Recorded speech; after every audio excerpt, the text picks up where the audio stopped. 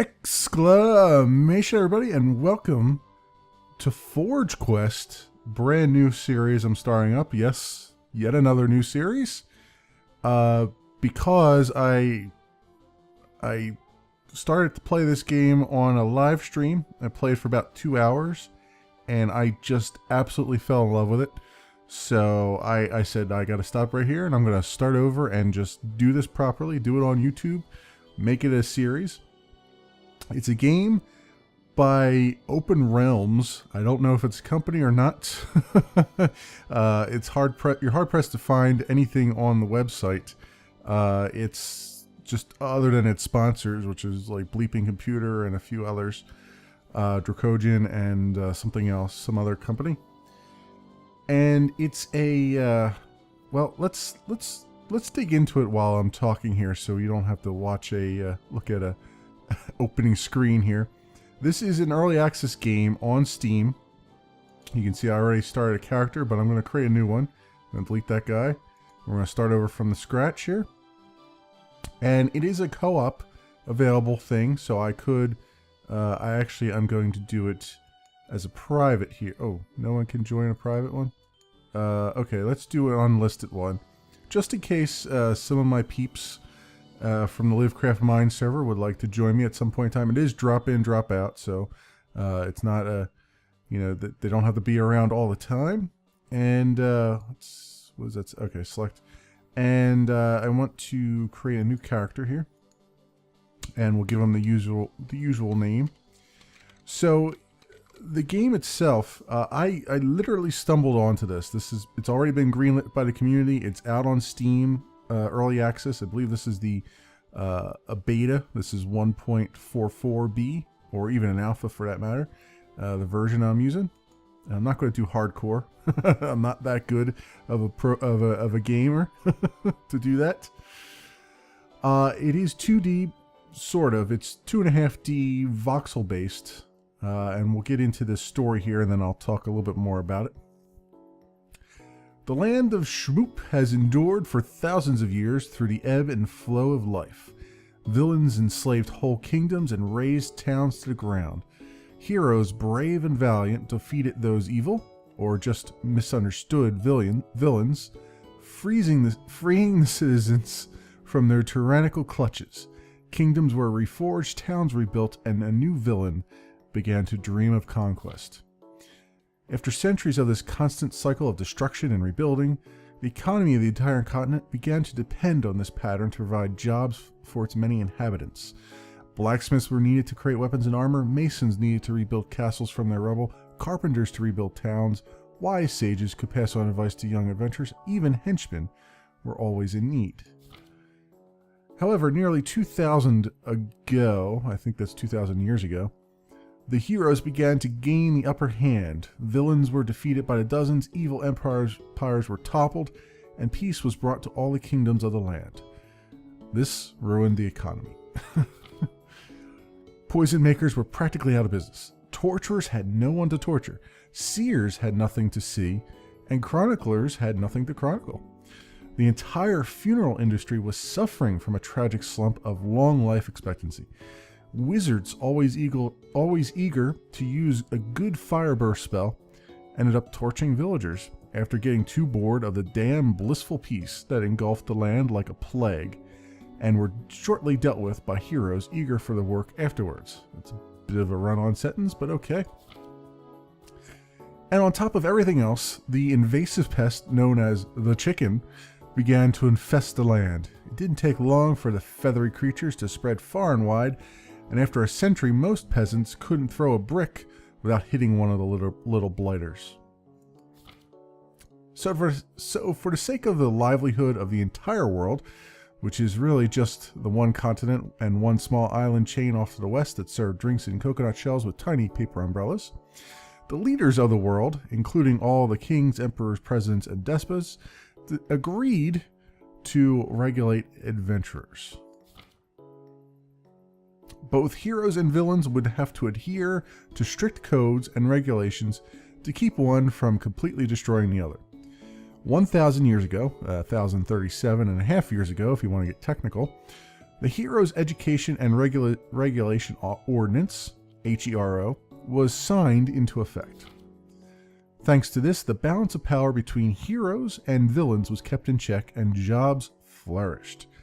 So the land began to pull itself up out of the deepest depression it had ever known and into a bright and glorious shining new age.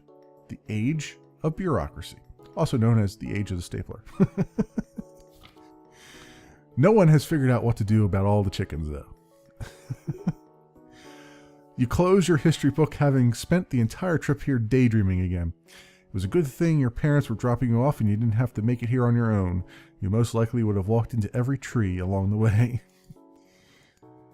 Today is the day you will finally get your hero training license. With nothing but a bag to lunch, 50 gold pieces, and a heart full of dreams, you arrive at the Hero Bureau. Butterflies flitter around in your stomach. This was it. Your time is now. The door opens and you take your first steps inside. The first steps towards a future of adventure and glory. All right. So, as you can see, the game already does not take itself seriously, so I am a happy camper in that regard. And as I said, this is a 2.5D top-down voxel-based game with procedural generation. The whole world is procedurally generated with some set pieces along the way. So like these buildings and whatnot are not procedurally generated, but the world around them is. And you'll notice as we go along here the kind of style that this takes. So first and foremost, it is an RPG. So I can point and click on stuff here. This is a water cooler and it appears to be empty and broken. And this guy here has seen some better days, it looks like. Here lies the desiccated husk of a man. His clothes are old and moth-eaten. He looks to have died of a combination of sheer, soul-crushing bureaucracy and dehydration. His body is covered in cobwebs. Even the spiders look bored. Clutched to his chest is a crumpled pile of forms. In one hand he holds a battered diary, and in the other he holds an old ticket stub, yellowed with age. Let's grab the ticket stub first. You delicately pull the ancient-looking ticket stub from his grasp of the skeletal fingers. Sorry, English. It crumples a bit when you touch it. The faded ink reads, "Number 476. It hath been a pleasure to serve thee." All right, and let's, for the sake of argument, read his diary. You flip to the last few pages. September 14th, 1209. My research is nearly complete. Just need to find some more powdered mushroom pygmies. October 2nd, 1209. Going to the Hero Bureau today. Have to fill out the right forms to get the potion approved. October 3rd. I don't think the line has moved one person since I've been here. Glad I packed plenty of food. Oh, it's sounding more and more like the DMV here. October 4th. I finally reached the front of the line, but I filled out the wrong form. I have to pick up form 229B, not 229A. Yep, definitely the DMV. October 8th. Ran out of water today. Thank the gods they have a water fountain in here. October 25th. A swarm of chickens broke through the front door today and ate the rest of my trail rations. November 3rd. Got to the front of the line again today, but apparently they changed the proper form from 229B to 229B1. I had to fill out another form. December 27th. Water fountain broke. Been living off of crumbs I find on the floor. June 30th. Village ransacked by raiders. They took the now serving number board. Clark decided to start over from 1. The journal ends there. The last entry made nearly 4 years ago. You look at the stack of forms clutched to his chest. Form 228B1, permit to brew, imbibe, potion of youth, longevity, everlasting life. The irony. So I get to move around here with the WASD keys. If this looks a lot like Cube World to you, it certainly looks a lot like Cube World to me, but it plays a little bit differently. Let's talk to this person. Owls think they're so smart with their book and their little hats, but I think they're not much better than chickens if you ask me. Chickens with swivelly heads. Alright, what's this guy have to say? Oh gods, I've been in here for so long, I think I've forgotten what my family looks like. Oof. All right. Talon Hawkfeather. That's an awesome name. These lines are awful. And the paperwork is worse. But at least the system works, I guess. Awful. That's not spelled right. Anyway, this guy. Bane Raven Battler. That's even a better name. Gah! I've been here for hours. What number do you have, kid? I've been here all morning, and I'm number 1004. I don't think well, I have this guy's number, which is probably going to push me to the front of the line. But let's take a number. You take the next ticket available. It says 2437. It is a pleasure to serve you. What are they serving right now? 5273. Oh. Ooh. Well, let's see if we can fast track our way to the front here. Hey, guy. Solomon the Wise Old Owl. Woo! I see you're next. I'm glad you came up to the counter. I was about to skip your number. So you want to get your hero training license. I see you've got the right forms all filled out. I'm going to have to ask you a few questions and list off the answers the form provides if it's multiple choice. Question 1. What is your name alias? If your name is not utterable by mortal tongues, please fill out Form 157L, Interdimensional Name Registration. Well, thankfully my name is a utterable thing. Oh, really common name these days. Really? I'm not according to Google, man. Not according to Google. Oh, well, I guess we all can't be named something interesting. Oof. That hurts a little bit. Question number 2. What is your gender? Male, female, undecided, or elf? I wasn't certain that elf was actually its own gender. Apparently in Cube World I've been an ungendered person all this time. I'm not going to say undecided, so I'll say male. Good. Okay. Question number 3. What is your alignment? Lawful good, chaotic lazy, evil curious, or potato?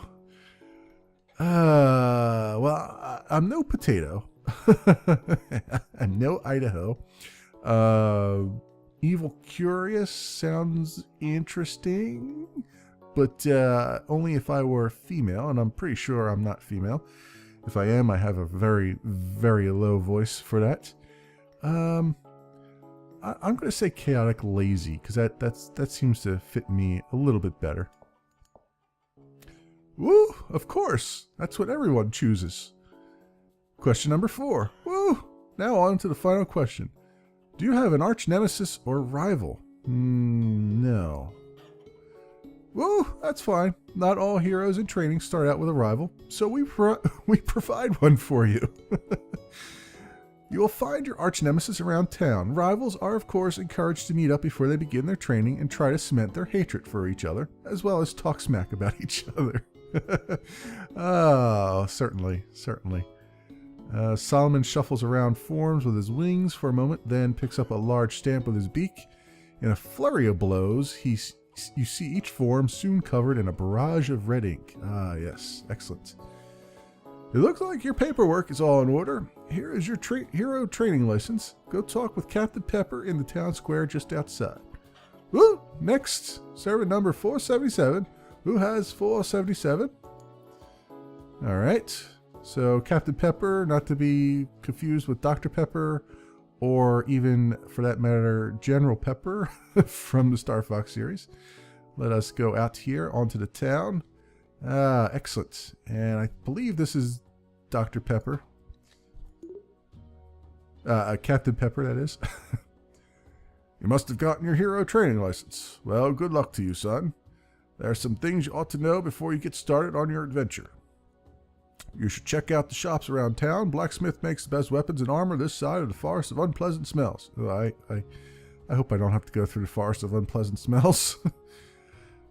The pet shop owner is a little reclusive, but she knows her animals. Go see her if you want a companion with you on your journey. The witch in the magic shop is 8 kinds of crazy, but she knows her magic. Stop by there if you're the finger twiddling type. I'm more of a sword and board man myself. Yeah, I kind of am too. Be sure to talk to the folks around town if you want to hear the local gossip. Most of them are damn loons, but now and then they have some valuable advice. Be safe out there. Tell the 2 oafs by the by the gates. I gave you permission to leave once you speak to your rival. Ah, very good. And this right here is a portal. This will be useful. Portals are used to quickly travel the world. A connecting portal must be discovered before this can be used. And we will discover said things. Who is this guy? You will fight. And you will hurt. But do not die. I have coin on you. Thank you, guy. He does not speak, but nods his head in the direction of Solomon's office. Okay. Very good. And let's go into the... What do I have? I have 200 gold. Alright, let's go into the Shattered Forge here. And let's talk to this guy. Did you know pig iron doesn't actually contain pig? It took me half a herd of them to figure that out. Had plenty of bacon that week, though. Ah, very good. What can I help you with? So, crafting? So you want to craft, eh? What would you like to know? Recipes?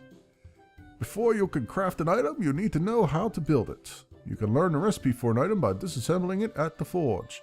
After you know an item's recipe, you can build as many as you like. So you want to craft, eh? What would you like to know? Materials? Materials are required to craft an item. Each item calls for different kinds. Most of your materials can be obtained by disassembling useless equipment. Most important resource, magical crafting dust can also be harvested in dungeons at gem deposits. Alright, and combining. Some special items can be combined with other items. These are referred to as crafting kits. Crafting kits can do all sorts of things, increasing the item's level, re-rolling magical stats, and more. Keep in mind, kits can also be crafted as long as you get the recipe. Alright, very good, sir. And, yeah, what is that suit of armor in the back there? The armor in the corner? I made that for Price years ago. She had the nickname of Full Plate as an adventurer, which is kind of a stupid nickname if you ask me. But, I guess maybe she was the full plate. Maybe she was the meat and potatoes. I don't know. Before that, she decided she was more skilled brewing potions. Okay. How about the shop? Can I afford something in this shop right now? Because that would be interesting. Leather armor is 240. Padded armor is 200. I could get that. Leather hood, padded cap, tarred shield. What is this? 280. I can't afford that. Can't afford that. Or that. Some keys and some lockpicks. I won't need yet. I kind of want to buy the padded armor, but I'm not going to right now because I happen to know that I will probably pick up some along the way since I have played for about an hour or so. Alright, we'll get out of here and we'll exit that. And you can probably tell right now, you're probably going through your heads going, you know, this looks very familiar, some of these things. And they should, oh, my rival's over here this time. This time I was able to find him. Last time he was like hiding over in this corner here. I couldn't find him for the longest time. And Gypsy's Brew is obviously the brewing station. I don't need to go in there yet because I have 5 health potions. But let's talk to this guy. Scruffy the Chicken Sweeper. The chickens are up to something. I just know it. Okay. And... oh, this is another way to go. Alright. Got it. And, who's this guy? Sanders the Hobo. Cluck, cluck, cluck, cluck. All day, all night, I hear them. Cluck, cluck, cluck. They scheme, they plot, they steal my potatoes. Okay. I will make sure never to steal your potatoes, sir.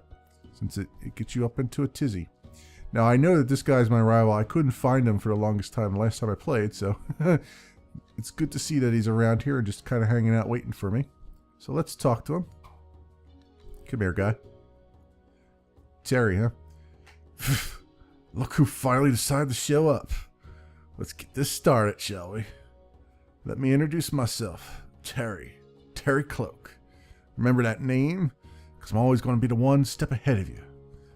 I see you're intimidated by my good looks and mad skills. Don't feel bad. Not everyone can be as awesome and suave as me. Talking about mad skills, I should be off the Earth Dungeon and flex some muscle. See you there, dork. Yeah, I already hate him. Already hate him. So that's what I had to do to talk to him. Now, so I said this looks a lot like Cube World. It plays a little bit like Cube World, but not quite. Obviously, it's a 2.5D here. Well, it's full 3D, but it's isometric view. And it's all voxel based, as you can see from my character's hair and everything else. And it plays a lot like Legend of Zelda: A Link to the Past, which is rather awesome. Yeah, Mr. Clux doesn't have much to say right now. And you'll see that in a minute as I get out and start fighting things. Now, first of all, where's the exit at? Oh, I see. Okay. So remember I told you that this is procedurally generated? The exit last time I played was over here. The exit now, apparently, is down here, which is what I was just looking at. So, and as you can see, it's open now. So let us go. The world's going to be all different, but for most part, there will be some changes or some similarities. So first of all, these chickens. Yep, I can pick them up and I can toss them. And these are some enemies here. Come here, Dumblebee. And yes, it is called a Dumblebee. And I got some gold. So it's an action RPG. And it's got a very Diablo feel to it. As far as you'll see it with the loot and with the dungeons. And the fact that I have to click like a madman to actually attack. And let's see, I don't have a secondary weapon yet. Oh, let's take these guys out. Alright, so far so good. Get used to the loud clicking. It's going to be throughout this video. And, ooh, I picked up some stuff here. So let's go into our inventory. And we will look at some things. I'm almost through level 1 already. So padded boots, heal to or health regen bonus plus 12%. Ooh, nice. All right, I will equip those. And this is kind of the weird thing that I noticed is that some things are double click, some things are single click, and also when wait, somebody is attacking me. Sorry. Hold that thought. End with you, Dumblebee. You shall die, level 13 Dumblebee. And I'm only a level 1 adventurer, and I'm taking on a level 13 here. Some things are double click, some things are single click, so there's not... It's a little bit weird in that regard. Also, normally in an RPG, you would expect that there'd be like a ragdoll, and when you go to equip something, you would see the ragdoll with all your stuff on it. But this one is just all menus, as you saw here. When I go and equip stuff, it just took me to another menu, and it had with whatever free slots I had. So that was something like the Ring of Avoidance, for instance. Dodge chance 5.5. Go and equip this. Yeah, it's just a menu that says here's the things you can equip. So it's kind of it's a weird thing, but it's you know, it takes a little getting used to. And then we have various categories here that you can, you know, see only what you need to see instead of everything. So there you go. And I have a crappy tin sword right now. And then we'll get to pick our class and stuff later as soon as I level up. And we will do that. So let's go around here and see if we can find a few more enemies to fight. Somewhere, anywhere. Come out, enemies. I am calling you out. I am calling you to battle. Ah, here we go.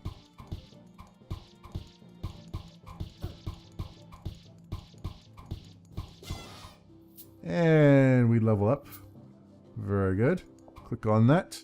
And you see here is where we have our classes. And when you level up, you get a skill point, which is what it's asking me to deal with right now.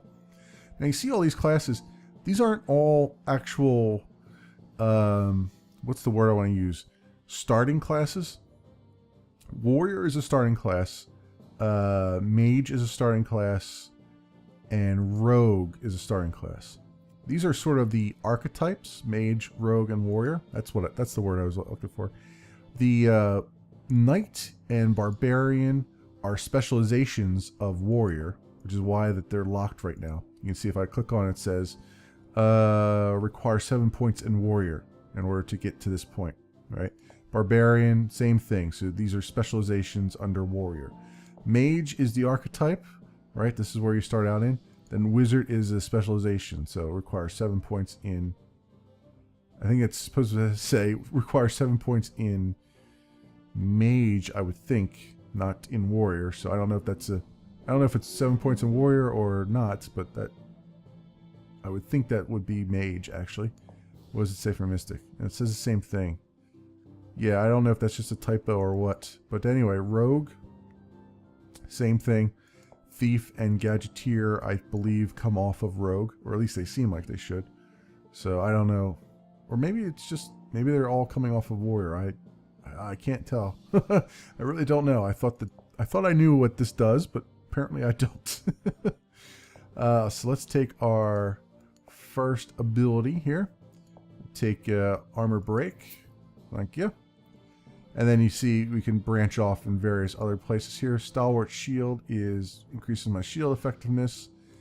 And Blood of Thine Enemy is a perk. These two things are both perks. So they're automatically applied. And this is an ability, so it goes down on the ability bar. So you actually have to, it has a cooldown and you have to use it. You know, that kind of thing. These are also abilities, I believe. Yep. And then this is a perk, which is the Heavy Armor Mastery, which allows me to wear heavier armor. So yes, we have all those things. Here's my perks here, which I have none. And the abilities tells me again here. And then of course your stats. So, and I'm on normal difficulty. Not going to try to do anything harder than that, because it does kind of scale up pretty quickly from what I saw. So let's take on some of these small jelly. Die, small jelly. Die.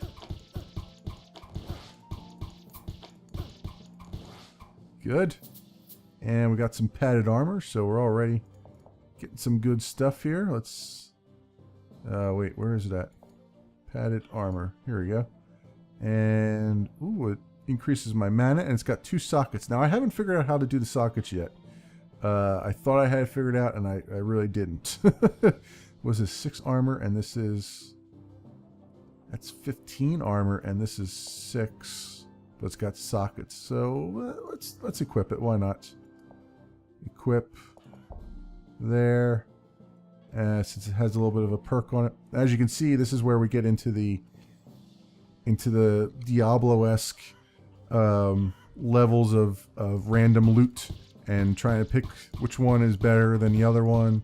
You know, so there is that in here, for better or for worse. I like the random loot, but at the same time, it's kind of frustrating, even in Diablos and other games like that, because it just sometimes it's hard to tell which you want. You know, you see something that's a higher level than you, and you think, oh, this has got to be better, but a lot of times it's not, or it is only slightly better, and then there's other things with better perks on it. So yeah, it depends on what you prefer and what you like as far as that goes. So let's see if we can make a little bit of progress here. I want to at least get to the dungeon entrance before we call it. So, and I don't want this to be a long episode, but I do want to explore all the things. Come here. Anything down here? One thing you'll notice is that there is no you can get lost kind of down in that area there. It doesn't go transparent when your character is sort of off screen or being obscured. That might be something that they probably want to do, the devs probably want to do, because when I get into the dungeon, you'll see it hurts a lot, because there might be loot drops there that you can't see, or pots there with health in them that you can't see. So that's why it's something that they might want to consider. And I got some crafting dust here, and we have a portal now that will link up with the portal in town, so we can always go back to town. And, oh, I got a bow now. Excellent. So now I have an offhand weapon. This will be my alternate weapon. And it does a little bit better damage. There we go. And that's with a right click I can do that. And I got some cooldown reduction, which is nice. And weapon damage. Okay. I don't know. I haven't used these yet, so I don't know. I assume they're just temporary perks in liquid form. I assume. Oh, this guy's running away from me. There we go. And, here is the first dungeon. Let's talk to our rival for... Oh, you took the... I never even noticed that. They took the cover off of it. Let's talk to our rival first. Oh, it's you. I'm surprised you made it this far. I don't mean to brag, but I've already heroically slain 10 Doom Jellies and 5, count them, 5 Dumblebees. Yeah, that's right. I'm a pretty big deal. You should probably get some more practice swinging that little borked up sword of yours around a nice safe meadow before you head down into the dungeon. I'll even leave a few monsters alive just to make things interesting for you. This won't be the last you see of me, jerk butt. I hate you so much. I hate you. I hate you. I hate you. Really quickly, let's go kill this small jelly. Oh, hey, how about that? I did not know I could destroy the foliage. I don't know which one I destroyed there. Can't destroy this, right? Huh. Is it this? Did I destroy? I don't know. I don't know what I hit that I destroyed. But it was something. Again, a little bit of a Legend of Zelda feel to it. Link to the Past. Not a bad game to emulate, let me tell you. It's a very... If you're going to emulate a game, that is one good game to emulate. The mechanics, that is. So, we're about to jump into the dungeon, but we will do that in the next episode. Thanks for watching, everybody, and I'll see you next time.